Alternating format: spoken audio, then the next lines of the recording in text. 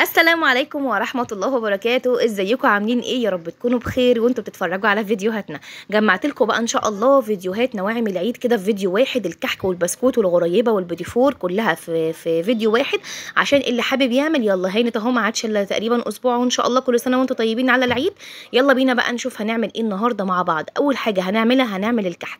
مقاديرنا سهلة جدا وبسيطة جدا، وكمان هنزلها لكم على الشاشة عشان اللي حابب ياخدها سكرين شوت موجودة معانا. هنشتغل النهارده بكيلو من الدقيق، 600 جرام من السمنه، ربع كوبايه من الميه الدافيه، كوبايه ميه على لبن، ومعلقه صغيره خميره، وثلاث معالق كبار سمسم، وثلاث معالق كبار سكر، وربع معلقه صغيره من الملح. والتركه معانا اللي هتوديلك الكحك في حته تانية خالص هي ريحه الموز. مش هنحط محلب ولا الحاجات دي، طبعا اللي حابب يحط هو حر، ولكن جربوها بريحه الموز هتوديلك فعلا الكحك في حته تانية خالص، كانك جايباه زي اللي جاهز بالظبط.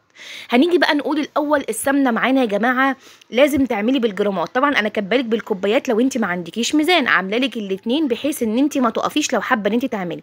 عايرنا السمنه ازاي يا اميره؟ الاول انا سيحتها على النار، وبعدين عايرتها على الميزان وبعدين جيت علشان ايه في اي وصفه تاني ان انت عايزه تجمديها جمدي، ولكن اي وصفات بتعايري فيها السمنه النقطه دي مهمه جدا، لازم تسيحيها الاول وبعدين تعايريها.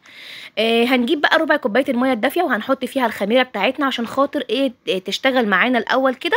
لو انتي خايفه من الخميره بتاعتك ومش شايفه ان هي ممكن تعمل المفعول بتاعها، فاختبريها بره الاول كده في بوله صغيره وسيبيها على جنب. طبعا انا متاكده من الخميره، بس قلت اعمل معاكم الخطوه دي عشان اللي ما عملهاش او اللي يعني ايه ياخد باله منها، اللي خايف من الخميره بتاعته.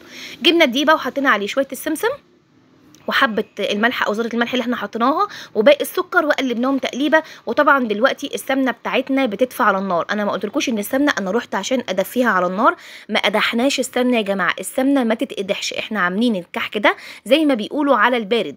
على البارد ازاي يعني؟ احنا مش هنقدح السمنه زي مثلا ايه ما كنا بنعملها زمان. هندفيها بس بحيث ان انا صوباعي كده لما احطه جوه السمنه احس ان انا قادره استحمل الحراره بتاعتها. دفيت السمنه وحطيت فيها بقى معلقه كبيره كده او معلقه ونص من ريحه الموز اللي احنا جبناها، اللي هتنقل لنا الكحك في حته تانية خالص. ونزلنا بيها على الدقيق ولفيناها كده في بعضها. وبعدين بقى تمسكي اهم خطوه في خطوه الكحك او عمايل الكحك، ان انت تبسي العجينه كويس. يعني ايه ابس العجينه؟ يعني تمسكي العجينه كده ما بين كفوف ايديكي كده وتدعكيها كويس جدا جدا. يعني ايه؟ بصي انتوا هتشوفوا دلوقتي الفيديو هيبقى شارح نفسه شويه. لميها الاول كده وما بين كفوف ايديكي بس العجينه زي ما انت شايفه بالطريقه دي، علشان تبقى معاكي كويسه وناعمه ودايبه ذوبان. المرحله دي اهم خطوه في الكحك او عمايل الكحك. بس هنا بقى الدقيق مجرد 5 دقايق كده. انا عملته معاكم اهوت اول مره اعمل حاجه من غير عجانه اهو معاكم في الموضوع ده، يعني في نواعم العيد. عشان اللي ما عندوش عجان او ما عندوش مضرب هنشتغل بالاثنين، ولكن هي نفس الخطوات في اي حاجه بتعمليها. نزلنا بالخميره بقى ولفيناها برده في العجين، وبعدين هننزل باللبن، هننزل بالكوبايه كلها ولكن حبه حبه. هتاخد الكوبايه كلها معانا لان المقادير بتاعتنا مظبوطه بالجرام بالكوبايه يا جماعه. ولما تحبوا تشتغلوا بالكوبايات لو ما عندكوش ميزان يا ريت تشتغلوا بكوبايه واحده لكل المقادير، يعني ما نحاولش ان احنا نغير الكوبايات. واحسن حاجه تعمليها ان انت تجيبي الاكواب المعياريه وتشتغلي بيها، تبقى مظبوطه جدا جدا. ليه بقى؟ لان بنقول مثلا ايه ربع كوبايه، يبقى في عندك من الاكواب المعياريه الربع، ونص كوبايه في عندك نص. ما بتحتاجيش ان انت تقعدي بقى ايه تمسكي الكوبايه وتقولي كده ربع او كده نص. فالاكواب المعياريه بصراحه احسن حاجه وافضل حاجه، وكمان هتطلع لك الحاجه مظبوطه. هنا العجينه معانا زي الفل اهي، مقاديرنا مظبوطه، وكمان اختبرتها لقيتها ما بتشققش. هنسيبها بقى على جنب كده شويه لحد ايه ما ترتاح، يعني نلم الدنيا حوالينا والكلام ده، ونظبط السيجان ونظبط كمان الملبن بتاعنا. احنا هنعمل كيلو من الكحك، هنعمل عليكي نص كيلو من الملبن. انا جبت نص كيلو من الملبن زي ما انتم شايفين، حطيت عليه حوالي معلقه كبيره من السمنه البلدي عشان برضو يدينا طعم حلو جدا، وكمان نص معلقه صغيره من ريحه الموز. ونزلت عليه بالمكسرات. طبعا المكسرات دي حاجه اختياريه بالنسبه لك، حابه تحطي مكسرات، حابه مش حابه انت حره. لو حطيتي معلقه ونص من السمنه مش هيلزق معاكي وانت بتكوريه بالطريقه دي. طبعا ده افضل برضو طريقه ان انت تكوريه الاول كور صغنونه، بحيث ان الحاجه كلها تبقى جاهزه جنبك، ما تقعديش تاخد وقت كبير في انك ايه تعملي بقى الكحك وتعمليها كحكتين قد بعض ولا صغيره ولا كبيره. برضو جيت هنا بعد ما العجينه بتاعتي ارتاحت شويه، جيت كورتها كده قد بعض، مثلا كل كوره قد التانيه، بحيث ان هي ايه تبقى متساويين في الشكل. وطبعا احنا لما نعمل الكحك بتاعنا اولا نغطيه بالفوط عشان ما ينشفش منك. هتجيب البصمات، بس انا ما بقتنعش نهائي خالص بالبصمات دي. يعني انا والدتي الله يرحمها يا رب، هي والدي ووالد وامهاتنا جميعا يا رب، وموتانا يا رب اللهم امين. كانت تقول لي هتعملي كحك، الكحك يعني نقش يعني تمسكي المنقاش كده وتنقشي بقى النقشه الحلوه الجميله اللي انتوا هتشوفوها دي، يعني كده انت بتاكلي احلى كحك في الدنيا، طعم وشكل ولون وريحه، بسم الله ما شاء الله، الله اكبر. عملنا بقى كل المقدار قد بعضه كده الكحكايه، وحطينا فيها بقى الملبنيه اللي احنا عملناه. انا جيت اعمل بالبصامه دي الحقيقه لقيتني عشان اعمل شكل البصامه لازم اتك على الكحكايه كويس، وطبعا فرشت مني جدا وانا مش حابه كده. احنا عاملين الكحك صغنن بحيث ان هو لما يكبر شويه جوه الفرن طبعا هينفش معاكي شويه عشان الخميره اللي انت حطاها، يعني ما يبقاش حجمه كبير، تبقى حجم الكحكايه متوسطه وشكلها حلو. فطبعا البصامه دي ما عجبتنيش نهائي، وانا اصلا ما بقتنعش بيها الحقيقه يعني. ان شاء الله باذن الله كل الكحكات تبقى قد بعضها وبقدركم، بسم الله ما شاء الله. انا في ناس كلموني قالوا لي يا اميره الفيديو احنا اتفرجنا عليه كنت منزلاه قبل كده بالمقادير اللي انت كنتي عاملاها، عملنا اول مره في حياتنا كحك كان بطريقه حلوه جدا يا اميره، وكمان اتظبط معانا. اتبعوا المقادير، ولو عندك ميزان هيبقى حاجه جميله جدا جدا، لسبب واحد يا جماعه والله، ان الميزان فعلا بيطلع الحاجه مظبوطه جدا جدا جدا. وبعدين هو مش غالي، ده هو تقريبا ب 80 جنيه او ب 90 جنيه بس هتستفادي منه في مطبخك قوي في كل حاجه الحقيقه يعني. خلصت بقى كل الكميه زي ما انتم شايفين كده، وكورنا وحطينا، وريماس كانت كمان بتبصم معايا اهي او بتنقش معايا الكحك. يعني علموا اولادكم، ربنا يبارك في اولادنا جميعا يا رب، وكل سنه وانتم طيبين. ويا رب عيد سعيد علينا جميعا، عيد فطر سعيد، عيد اضحى سعيد علينا جميعا ان شاء الله. واللهم بارك في اهالينا يا رب، ولم جماعتنا دايما يا رب، اللهم امين كده، وما تفرق حبايب عن بعض ابدا. خلصنا بقى النقش ده ما شاء الله، النقشات سهله وسريعه، وخلصنا الكميه بسرعه بحيث ان انت اصلا يعني مجهزه كل حاجه. طريقه التسويه بقى بتاعتنا ايه؟ هنخلص كل السجان بتاعتنا وهنعمل ايه؟ هنكون مشغلين الفرن بتاعنا الاول زي ما انتم شايفين كده. يا ريت اللي واصل معايا لحد دلوقتي لايك وشير وسبسكرايب لمطبخنا مطبخ اميره ومسا سطور عشان يوصلوا باذن الله كل جديد مننا ان شاء الله. وما تنسوش بالله عليكم اللايك، بالله عليكم اللايك عشان خاطر يرفع معايا الفيديو، وتتفاعلوا القناه على قد ما تقدروا. وشكرا جدا للناس الجديده اللي داخله معانا في القناه، نورتوني وشرفتوني وعلى راسي. هنكمل بقى موضوع تسويه الكحك. هندخل الكحك على نار 180، لازم الفرن يكون سخن، ما ينفعش ندخله على نار هاديه. هتشغلي الفرن على 180 درجه اللي هي اعلى درجه عندك مثلا، زي ما قلت لكم قبل كده ان الفرن بتاعي عادي جدا. هتشغلي النار بقى على اعلى حاجه، وهندخل الكحك في الشبكه اللي في النص. هنفضل متابعين الكحك لحد ما نحس ان هو بدا يحمر من تحت زي ما انتم شايفين كده. هروح مهديه النار خالص من تحت، ومشغله الشوايه من فوق وموطياها خالص، بحيث ان هي تكمل سوى الكحك معايا، وفي نفس الوقت ما تحرقليش وش الكحكايه، وتطلع زي ما انتم شايفين بسم الله ما شاء الله بالطريقه اللي انتم شايفينها الجميله دي. شايفين الشوايه انا مهدياها خالص، شايفين بقى نفشه الكحكايه صغننه، يعني حتى لما نفشت حته صغيره نفشت كويس. وادي الكحك معانا كان خلص، وهنبتدي دلوقتي شايفين دوبان بسم الله ما شاء الله. يلا بقى نبتدي على الوصفه الثانيه بتاعتنا ان شاء الله، وهنعمل مع بعض البيتي فور. البيتي فور مقاديره سهله وبسيطه، وزي ما قلت لكم نازل على الشاشه 280 جرام من السمنه البلدي، 140 جرام من السكر البودر، 3 بيضات لو البيض صغير، لو البيض كبير حطي بيضتين، وفانيليا، ونص كيلو من الدقيق، ومعلقتين كبار من اللبن البودر، ونص معلقه صغيره من البيكنج باودر، وذره الملح بتاعتنا. زي ما انتم شايفين السمنه لازم تكون ساقعه من التلاجة، هنعايرها الاول وهي سايله وبعدين تبقى ساقعه. هنحطها بقى في العجان او بالمضرب الكهربائي بتاعك. هتضربي السمنه كويس جدا جدا الاول زي ما انت شايفه بالطريقه دي. لازم السمنه تكون ساقعه يا جماعه من التلاجة، ما تكونش طريه كده ومش ساقعه، لا لازم تكون ساقعه عشان تديكي النتيجه اللي انت شايفاها دي. هننزل الاول بالسمنه في العجان او بالمضرب الكهربائي، ونضرب فيها كويس جدا لحد ما توصل معانا للون الفاتح اللي انتوا كنتوا شايفينه، اللي هو الابيض اللي عامل فوم ده. وبعد ما توصل للون ده هننزل عليها بالسكر بتاعنا، ونلم كده من الجوانب، كل شويه نلم من الجوانب بحيث ان لو في اي مواد جافه لسه ما اتخلطتش معاها تبدا تتخلط. يبقى احنا ضربنا السمنه الاول وبعدين نزلنا عليها بالسكر لما الفوم بتاعها علا. هننزل بقى بالبيض بتاعنا بيضه بيضه بالراحه، واحده واحده كده، بس الاول هنحط عليه الفانيليا. ليه مش هننزل بالبيض كله مره واحده يا اميره؟ عشان السمنه ما تفصلش منك وتاخد وقت كتير انها ترجع تجمع نفسها تاني.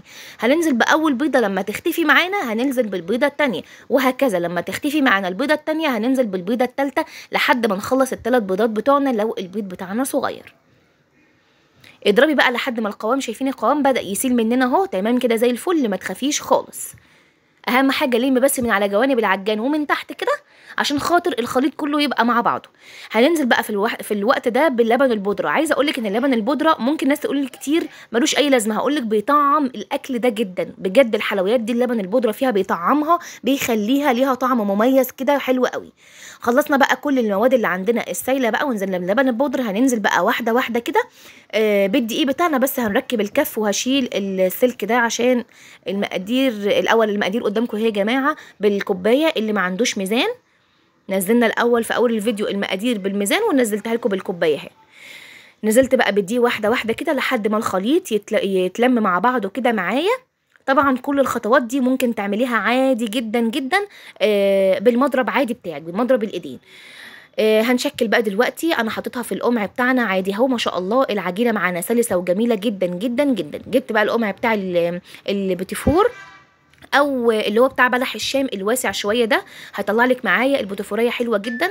وكمان عملت اشكال صغننه، يعني انا بعد ما عملت كل ده شلت صينيه من الشكل الكبير ده ورجعت عملتها من الشكل الصغنن تاني، بحيث ان انا يبقى عندي 3 اشكال. هننزل بقى زي ما انتم شايفين في الصينيه كده، وهنقول دلوقتي على طريقه التسويه. برده هنكون مشغلين الفرن بتاعنا على اعلى درجه عندك، اللي هو مثلا انا بتاعي 180، هشغل على 180 تمام. وهدخل الصاج في الشبكه اللي في النص، يعني احط الشبكه في النص واحط الصاج في نص الفرن. وبعدين هبدا اخد بالي، لان خلي بالك البسكوت ما بياخدش تسويه كتير خالص خالص في الفرن زي الكحك. مجرد ما بيحمر من تحت كده بتحس ان هو لونه احمر من تحت، هتروحي برضو موطيه النار من تحت خالص ومشغله الشوايه من فوق مجرد ما ياخد لون، لان خلي بالك برضو بياخد لون سريع.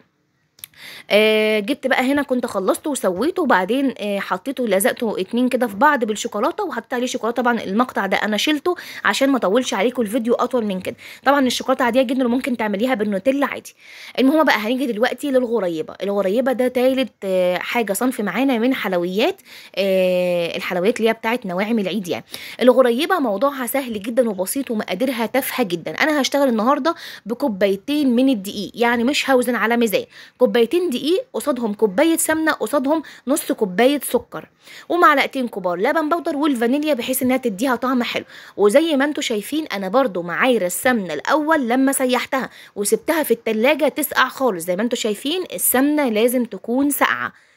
برجع اقول تاني اهو، الحاجات دي اللي هي نواعم العيد سمنتها لازم تكون ساقعه، اللي هو البوتيفور والغريبه والبسكوت الكلام ده. خلطنا بقى السمنه خالص اهي زي ما انتم شايفين كده لحد ما لونها قوامها يفتح معايا. هندخل هنا دلوقتي الدقيق، بعد ما قوامها كده يبدا يفتح معايا هنزل عليها بقى بالسكر وابدا اضرب تاني. لازم تنخلي الدقيق بتاعك بحيث ان هو بيدي طراوه للعجينه. اي عجينه بتعمليها طبعا لازم تنخلي الدقيق، منها ان انت تدي طراوه للدقيق، ومنها ان انت لو في اي حاجه غير مستحبه في الدقيق تتشال. لمينا بقى بايدينا كده اللي على الحواف ده. خلي بالكم يا جماعه كل شويه امسحوا العجان، يعني نضفوه بحيث انه ما يبقاش متراكم فيه اي تكتلات من اي مواد لا سايله ولا جافه، بحيث ان الحاجه دلوقتي بسم الله ما شاء الله سعرها تضاعف جدا وغلت جدا، فلازم نحافظ على الحاجات اللي عندنا. خلصنا بقى كده السكر مع السمنه بتاعتنا. نزلنا بقى باللبن البودر وكمان حبه الفانيليا اللي هتطعمها لنا وتديلنا ليها ريحه وطعم حلو. وبعدين نزلنا عليها بالدقيق. ما تخافيش خالص خالص، هي هتبدا معاكي في المرحله دي ان هي تتلم كده وترجع تفرول منك وترجع تتلم تاني. ما تخافيش خالص، هي المرحله دي بتبقى موجوده فيه. هتيجي تمسكي دلوقتي كده هتلاقيها بتلزق معاكي شويه، هو ده القوام اللي احنا عايزينه. وما تخافيش هي فعلا بتلزق، فانت هتلميها كده في البوله وتغطيها بكيس ثلاجه وتدخليها الثلاجه حوالي نص ساعه، بحيث ان انت لما تيجي تشتغلي فيها، وخصوصا ان الجو دلوقتي حر، ما تبقاش ملزقه معاكي. هتدخليها نص ساعه كده في الثلاجه تتماسك شويه وبعدين تبداي تشكلي فيه. انا شكلتها بقى زي ما انتم شايفين كده. اللي حابب يعملها كوره مدوره لوحدها على طول يسيبها زي ما هي، ما يتكش عليها التكه اللي انا بعملها بايدي دي. انا بحبها يعني ايه مفروده شويه، عشان كده بديها التكه البسيطه دي. خلصت هنا بقى كل الكميه، وكمان حطيت عليها لولي من فوق زي ما انتم شايفين كده، وعملت منها شكلين، الشكل ده وشكل كمان هتشوفوه دلوقتي. طريقه التسويه بتاعت الغريبه هقولك عليها. طبعا هنشغل برده الفرن، لازم تكون داخله على فرن سخن مش بارد خالص. ولما تبدا تحمر من تحت كده هتبدأي ان انت تشيليها. خلي بالك ما بتولعيش عليها الشوايه، لان هي ما ينفعش تولع عليها الشوايه، بتبقى بلونها ابيض زي الشهد كده من فوق. شايفين الشكل ده حلو جدا. وخلي بالك برضو ما تحاوليش ان انت ابدا تشيليها وهي سخنه، تسيبي الصاج يبرد نهائي وبعدين تبدأي تشيليها عشان ما تفرولش منك. وكده كانت الغريبه تالت صنف معانا خلصان. هنعمل بقى دلوقتي ايه رابع صنف معانا من نواعم العيد، هو البسكوت بالقمع. هنعمله بالقمع بحيث ان اللي ما عندوش مكنه يبقى القمع معانا سهل. هنشتغل على نص كيلو من الدقيق و300 جرام سكر بودره، 250 جرام سمنه و2 بيضه ومعلقه كبيره لبن بودره و2 معلقه نشا او معلقه نشا ومعلقه كاستر او معلقه او الاثنين معلقه كاستر زي ما تحبي، ومعلقه كبيره ريحه البرتقال وربع كوبايه ميه او لبن ومعلقه صغيره ممسوحه من البيكنج باودر. هننزل بالسمنه الساقعه بتاعتنا. تالت مره بقول السمنه نعايرها الاول بعد ما نسيحها. في المقادير اللي احنا هنعملها نعاير السمنه الاول وبعدين نسيبها تسقع في التلاجة براحتها تبقى متماسكه زي ما انتم شايفين كده. هننزل بقى بالسمنه ومعاها السكر ونديهم ضربه كويسه جدا جدا جدا. المقادير قدامكم اهي يا جماعه، تاني انا عاملاها لكم بالجرامات وبالكوبايات اللي ما عندوش ميزان. مفيش اسهل من كده في الفيديو ده، مجمعه لكم الاربع اصناف بتوع نواعم العيد وبالكوبايات وبالجرامات. خلصنا بقى ضرب السمنه مع السكر ونزلنا ببيضه برضو يا امير عشان خاطر السمنه ما تفصلش مننا، ونزلت عليهم ب3 معالق من الزيت. طبعا انا مش كاتبه الزيت في المقادير لسبب واحد، ان الزيت ده حاجه اختياريه. لو انت حابه البسكوت مقرمش معاكي انزلي ب3 معالق من الزيت، مش حابه مقرمش وحابه عادي ما تحطيش الزيت، وده مش هيأثر على القوام بتاع الخليط نهائي. تمام كده؟ تمام يا امير. نزلنا بقى بمعلقه اللي هو ريحه البرتقال، وكمان نزلنا بالميه بتاعتنا وضربناهم كويس جدا. وبعدين هنحط دلوقتي البيكنج باودر معانا وبقيه المواد الجافه ورا بعضها كده، وهنخلط خلط كويس جدا في الخلاط او في العجان او بالمضرب الكهربائي بتاعك. عايزه اقول لكم ان البسكوت ما بيتعجنش، يا دوب بيتلم بس كده في العجان وخلاص وتمام. ما تعجنيش البسكوت نهائي. بتلمي العجينه كده وبروح انا مديها تقليبه بالاسباتيولا من تحت لفوق، بحيث ان لو في اي دقيق العجان ما قدرش يوصل له من تحت يقدر يتلم معاه. كده بقت العجينه معايا بتاعت البسكوت سهله جدا وجاهزه معايا. هنجهز بقى الصواني، وبرده هيخش على فرن سخن مش هيخش على فرن ساقع. هنا اختبرت انا اي عجين بعمله لازم اختبره الاول قبل ما اكمل فيه، عشان لو في اي حاجه اقدر ان انا اظبطها. كملت بقى بالتيب اللي انتوا شايفينه ده بتاع البسكوت، وممكن تعملوا بقمع بلح الشام الوسط برده اهو كمان اللي ما عندوش تيب البسكوت ده، وهتعملوها دوله كده من فوق زي اللي بيجي لنا من بره بالظبط. بس انا حابه التيب التاني الحقيقه، انا مش بحب التيب ده قوي، بس انا قلت برضو اعمله عشان اللي ما عندوش التيب ده يشتغل بالتيب ده.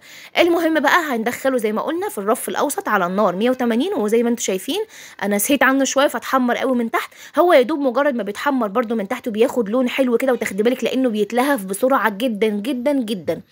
هتولعي الشوايه من فوق وتوطيها برضو هياخد لون من فوق، ويبقى من تحت خلاص زي الفل معانا. وكده البسكوت معانا استوى، وعملنا مع بعض كده الاربع اصناف من نواعم العيد. ان شاء الله يكونوا عجبكم الفيديو وتكونوا استفدتوا منه باذن الله. وبالله عليكم اللي وصل معايا لحد دلوقتي ما ينسنيش في اللايك والسبسكرايب والشير للقناه باذن الله عشان يوصلوا كل جديد، ونشوفكم في فيديوهات جديده. وكل سنه وانتم طيبين وشايفين زي ما انا بقول لكم